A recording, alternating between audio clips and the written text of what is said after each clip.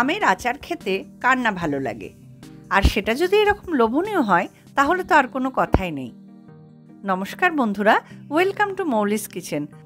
আজ আমি আপনাদের আমের আচার তৈরি করে দেখাবো। আমার এই রেসিপিটি আপনাদের ভালো লাগলে আমার চ্যানেলটিকে সাবস্ক্রাইব করার অনুরোধ রইল, আর আমার নতুন নতুন রান্নার রেসিপি দেখার জন্য বেল আইকনটি অলে সেট করে দেবেন। তাহলে চলুন ভিডিওটি শুরু করা যাক। এটা তৈরি করার জন্য ফোড়নে আমি হাফ চামচ 5 ফোড়ন এবং 2টো শুকনো লঙ্কা নিয়েছি 1 চামচ শুকনো লঙ্কার গুঁড়ো, আর এরকম বড় এক বাটি আমি আখের গুড় নিয়েছি, লাগছে স্বাদ অনুযায়ী লবণ, লাগছে ভিনিগার এবং কাঁচা আম। এখানে আমি 4টে কাঁচা আম ভালো করে ধুয়ে খোসা ছাড়িয়ে এইরকম টুকরো করে কেটে নিয়েছি। এর মধ্যে দিয়ে দেবো আন্দাজ মতো লবণ এবং একটু হলুদের গুঁড়ো। লবণ এবং হলুদটা দিয়ে ভালো করে আমগুলোকে মাখিয়ে নেব। তারপরে 1 ঘন্টা আমি রোদে রেখে দেবো।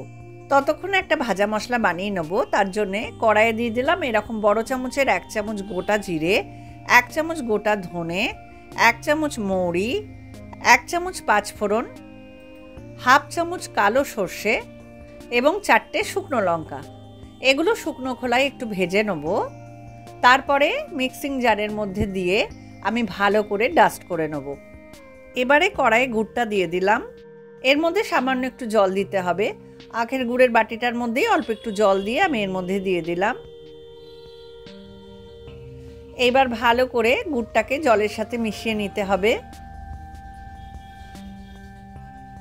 দেখুন গুড়টা আস্তে আস্তে ফুটতে শুরু করেছে এবং গুড়ের দলা ভাবটাও আর নেই। এবার আমি গ্যাসটাকে বন্ধ করে দেবো। এদিকে 1 ঘন্টা পর দেখুন আমগুলো মোটামুটি এরকম শুকিয়েছে, আর যেহেতু লবণ দেওয়া ছিল তাই সামান্য একটু জলও বেরিয়েছে। এই জলটাকে কিন্তু সম্পূর্ণ ফেলে দিতে হবে। অন্য একটা কড়াইয়ে আমি একটু সর্ষের তেল দিয়ে নিলাম। এবারে এর মধ্যে আমি ফোড়নগুলো দিয়ে দেবো, শুকনো লঙ্কা এবং 5 ফোড়ন। ফোড়নগুলো তেলের মধ্যে একটু নেড়ে নেব। তারপরে এর মধ্যে আমের টুকরোগুলো দিয়ে দেবো।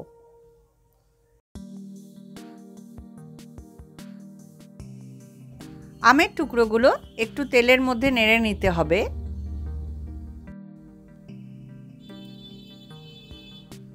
2 মিনিট মতো আমি আমগুলো নেড়ে নিয়েছি।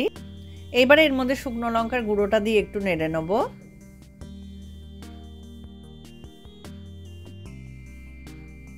তারপরে এর মধ্যে আখের গুড়টা ঢেলে দেবো।